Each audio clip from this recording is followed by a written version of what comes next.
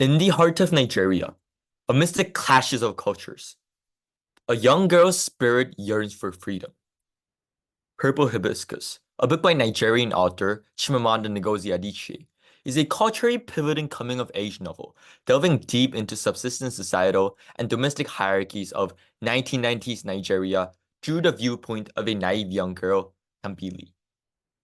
Her father proactively imposes the common Western-influenced Christian faith onto her, often via extreme measures. But she is also inevitably influenced by the indigenous cultures of her own Nigerian roots. Amaka, Kambili's same-age cousin who has pride in her roots and origins, challenges Kambili to overcome her limited worldview. The attitude and essence of Amaka and her portrayal are frequent with separate moments of the book. Today, I give you Purple Hibiscus by Chimamanda Ngozi, which captures the scene of Kambili's conversation with Amaka that contains Kambili's thoughts as well. I'm sure you think Nusuka is uncivilized compared to Ngu, she said, still looking at the mirror. I told Mom to stop forcing Yubo to come. Uh, we wanted to come. Amaka smiled into the mirror, a thin, patronizing smile that seemed to say I shouldn't have bothered lying to her. There's no happening place in Nusuka, in case you haven't realized that already. Nusuka has no Genesis or Nike Lake. What? Genesis and Nike Lake, the happening places in Gunu. You go there all the time, don't you? No. Amaka gave me an odd look. But you go once in a while. Uh, yes. I had never been to the restaurant Genesis, and I'd only been to the hotel. Nike Lake, when Papa's business partner had a wedding reception there. We had stayed only long enough for Papa to take pictures with people and give them presents. Amaka picked up the comb and ran it through the ends of her short hair. Then she turned to me and asked, You lower your voice. Why do you lower your voice? Again, I said, What? You lower your voice when you speak. You talk in whispers. Oh, I said. My eyes focused on the desk, which was full of things. Books, a cracked mirror, felt-tip pens. Amaka put the comb down and pulled her dress over her head, in her white lacy bra and light blue underwear. She looked like a house of goats, brown, long, and lean. I quickly averted my gaze. I had never seen anyone undress. It was sinful to look upon another person's nakedness. I'm sure this is not close to the sound system in your room in Ngu, Amaka said. She pointed at a small cassette player at the front of the dresser. I wanted to tell her that I did not have any kind of music system in my home back home.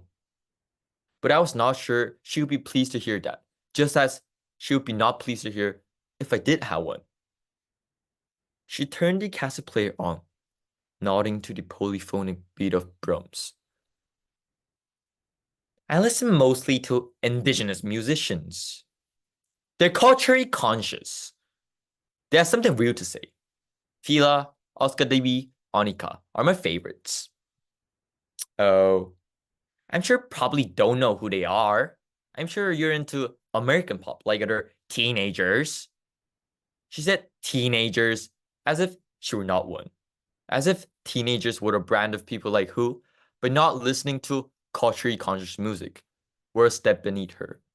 And she said culturally conscious in the proud way that people say a word they never knew they would learn until they do. I sat still on the edge of the bed, hands clasped, wanting to tell Makara did not own a cassette player, that I could hardly tell any kinds of pop music apart. Did did you paint this? I asked instead. The watercolor painting of woman with a child was much like a copy of the Virgin and Child oil painting that hung in Papa's bedroom. Except the woman and child in the Maka's painting were dark-skinned. Yes, I paint sometimes. It's nice. I wish that I had known that my cousin painted realistic watercolors. I wish that she would not keep looking at me as if I were a strange laboratory animal to be explained and cataloged. Did something hold you girls in there? Auntie Ifoma called from the kitchen. I followed Maka back to the kitchen and watched her slice and fry the plantains. Jaja soon came back with the boys, the bottles of soft drinks in a black plastic bag.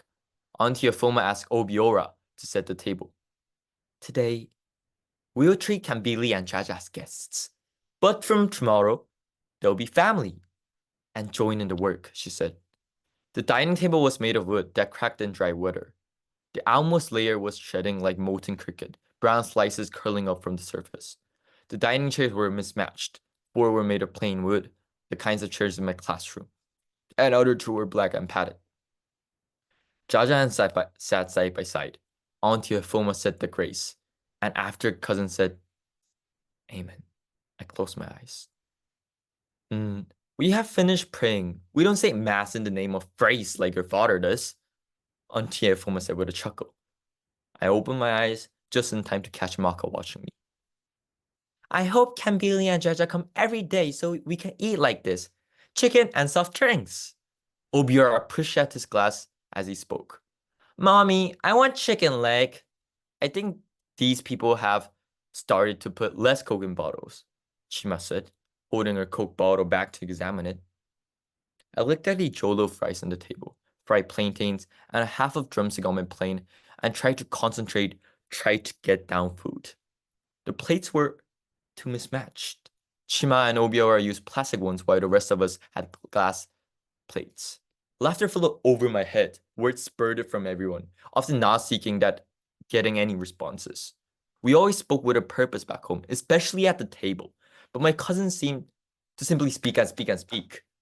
Mom, Biko, give me the neck. Didn't you tell me out of the neck last time? When was the last time we ate chicken? Stop chewing like a goat, Obiora. Go shirt differently. What do you mean? Kambili, is there something wrong with the food? Auntie Afuma asked, startling me. I have felt as if I were not there, that I was just observing table, where you could say anything at any time to anyone, where the air was free for you to breathe as you wished. I like the rice, Auntie.